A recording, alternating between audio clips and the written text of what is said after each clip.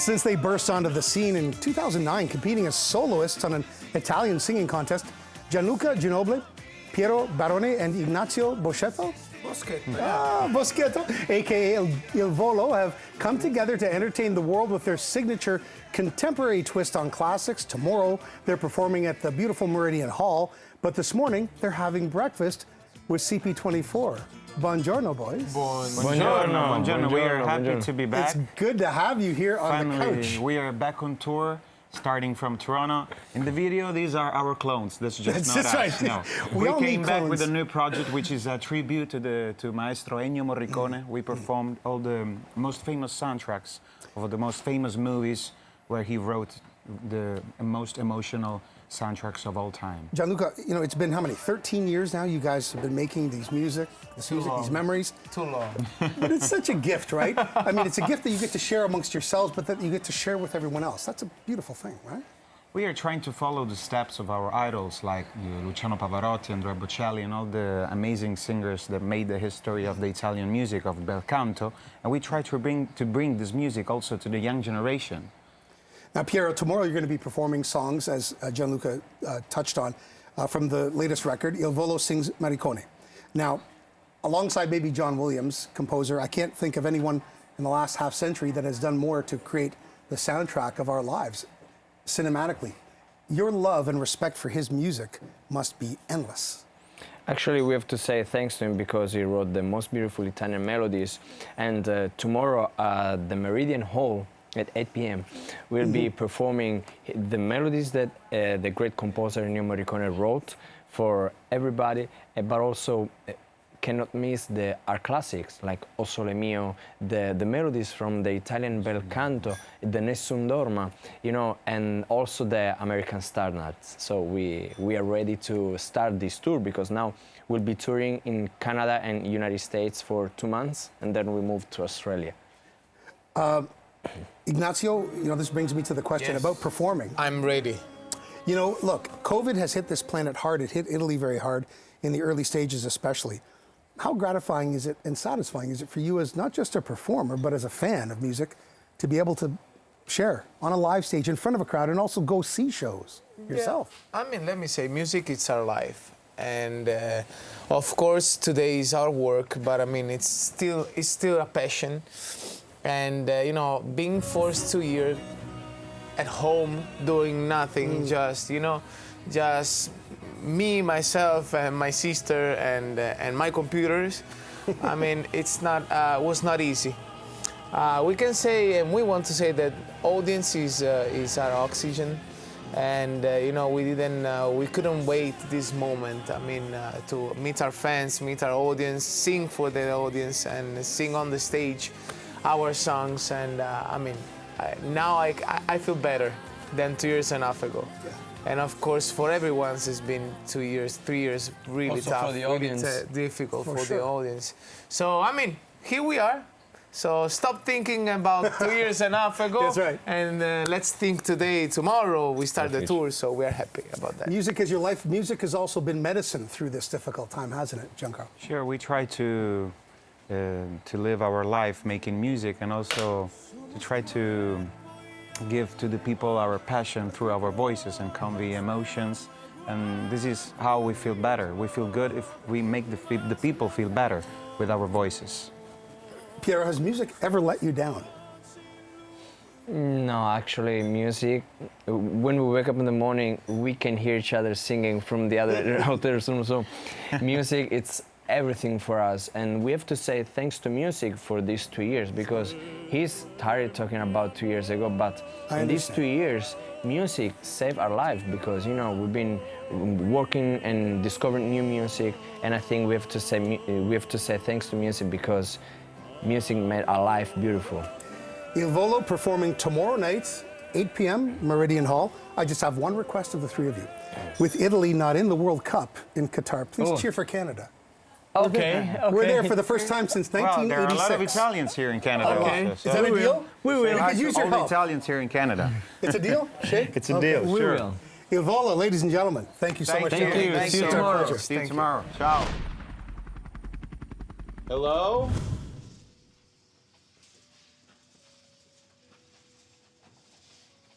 Hello? Hello? Well, if you're nervous about going back to school, you may be even more nervous when you check this trailer out. We're counting down to fall, of course, the time of year to brace for some scares on the big screen, and one of them is playing off the growth of short-term home rentals. It is set to debut in a couple of days' time. Zach Kreger, the writer and director of Barbarian, is joining us this morning to talk more about your new flick, Barbarian, coming out in just a couple of days.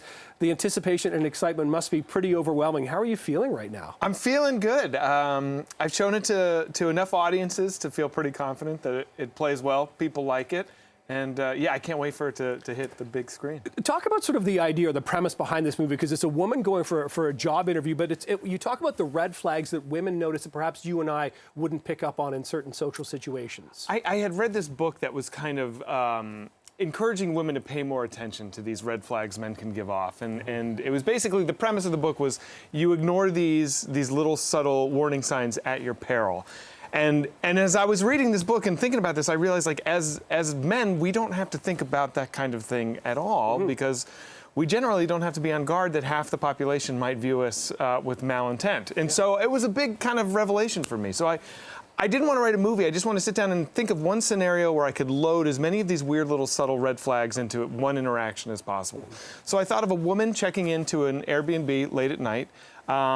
And what if it's already double booked and there's a man there? And she has to make the decision to either sleep in her car in a bad neighborhood or cohabitate with a stranger. Like, that's a bad decision for anybody to make. Yeah, those choices are kind of gross. And so she has to go inside, and then I just gave this guy as many little subtle red flags as I could. And I just knew that there would be an inherent tension in that. So it's little things like he makes her tea when she says she doesn't want tea, or he, like, you know, he's touching her in a non-sexual way. That's not really appropriate in this scenario. He's like telling her she has a pretty name. These little things are not like, any of them by themselves are not necessarily nefarious, but in concert with each other, it's bad. And so this is a horror movie, but Right. you come from a comedy background as well, sketch comedy too, and you want people to get a laugh as they're also getting a chill down their spine. I think that the best horror has a combination of, like, tension and release, right? So, you know, it's a horror movie first and foremost, but all my favorite horror movies have moments where after you've been kind of dragged through the grinder, you get to laugh and, like, blow off some steam, and then you do it again. And Was that tough? Was that tough to do that?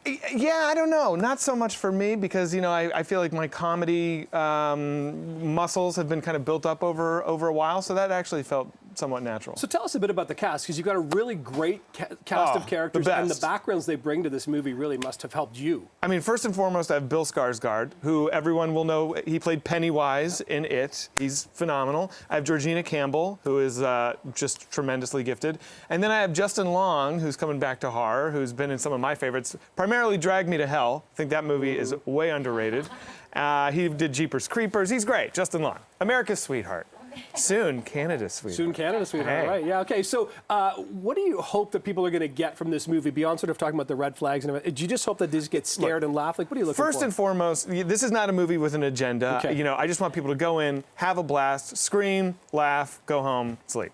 If people want to have a bigger discussion about some of the themes, great, all good, but that's not the job. Really quickly, you going to do this again? I hope so. Yeah. Zach Kreger, Barbarian. Check it out. Looks really exciting, thrilling movie. Good luck with this. Nice to see you today on CP24 Breakfast. Thanks for having me.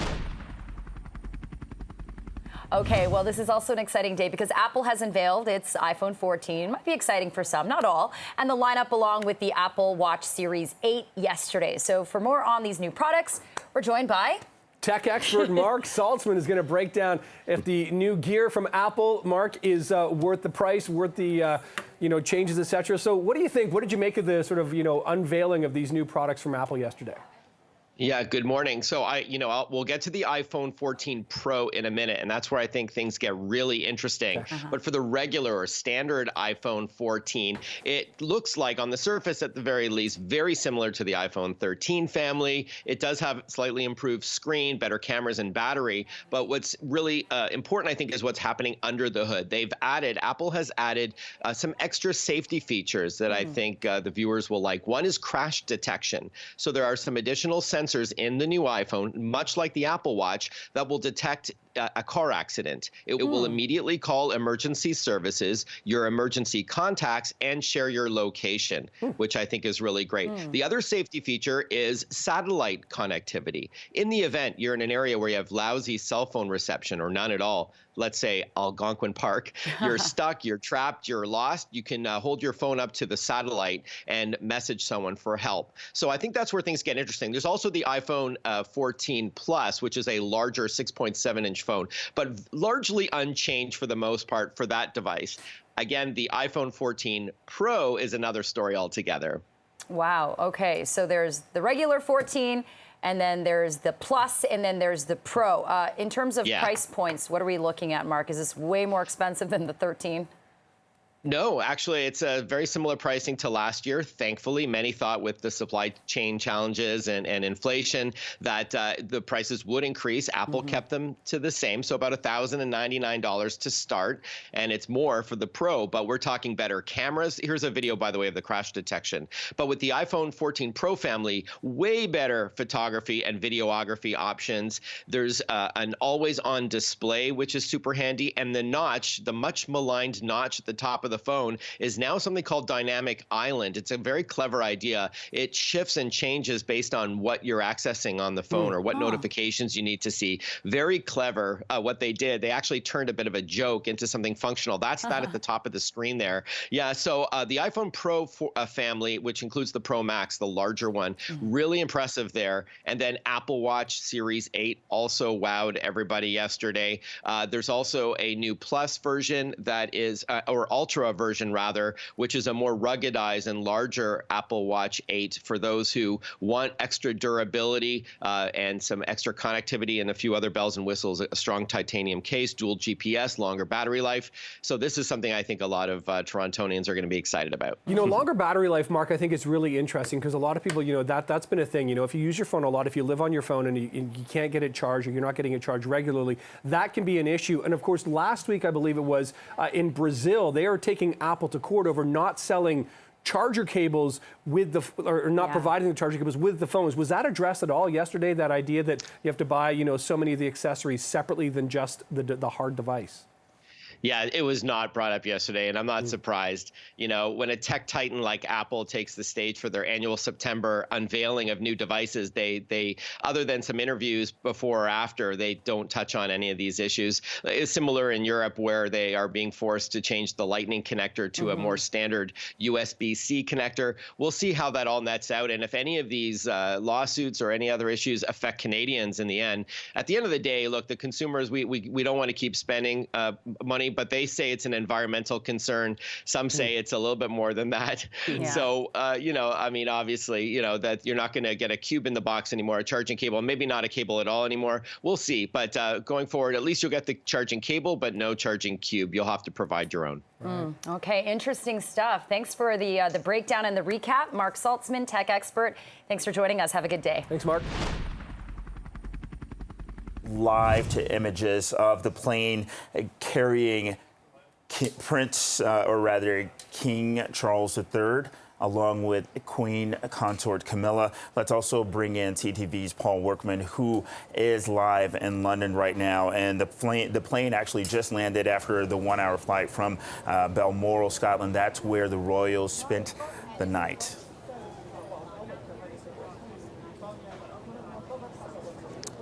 Good morning. Yeah, there's quite a bit of commotion around Buckingham Palace now because that means King Charles will be coming here shortly, probably within about a half an hour, 40 minutes. There's some expectation that he may make a short walkabout when he arrives, which would be the first chance for people here, many of them tourists, many of them Londoners who've come down to Buckingham Palace by their thousands, their first chance to see Charles in the flesh as a king. You know, they've seen him as a prince for so many years as he prepared for this particular moment in his life. At 73 years old, is now taking over the British throne. So that's the expectation. He will also meet with the British Prime Minister, Liz Truss, this afternoon.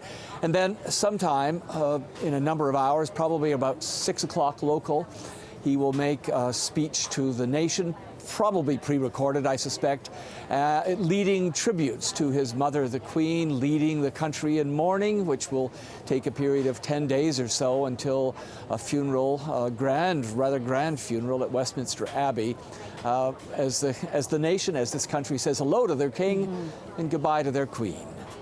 Absolutely, and it will be a busy schedule for King Charles III. Pearl, can you give us a rundown of what his duties will be in the coming days as well?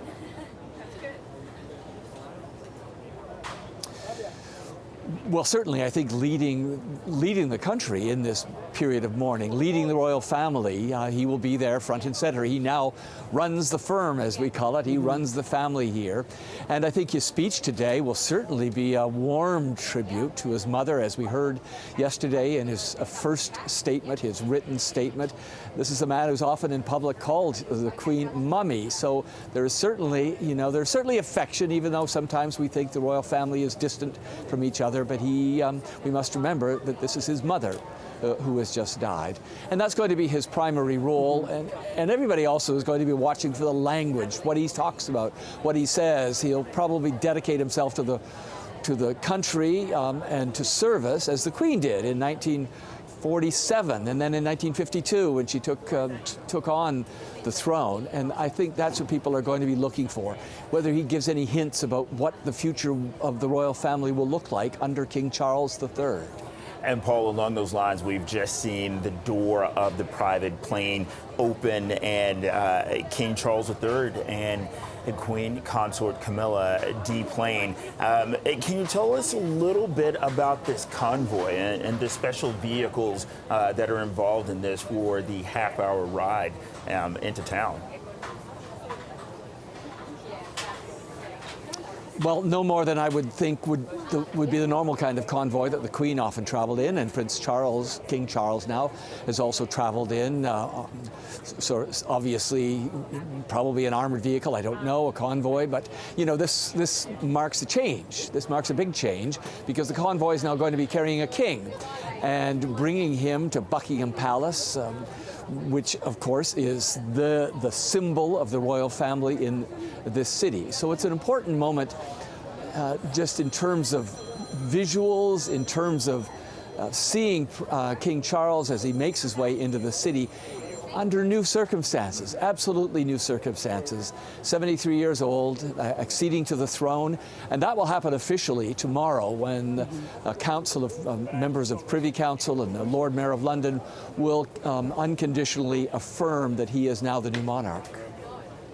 All right, CTV's Paul Workman live for us outside of Buckingham Palace in London. Thank you. And right now we are looking at live images. Thank you, Paul, of King Charles III and wife Camilla, now the Queen Consort. They've exited that plane. They're boarding a vehicle headed to London, where we know that King Charles III will be meeting with the UK's new Prime Minister, Liz Truss. We know that politics have been put on hold as he has declared a 10-day mourning period in the UK.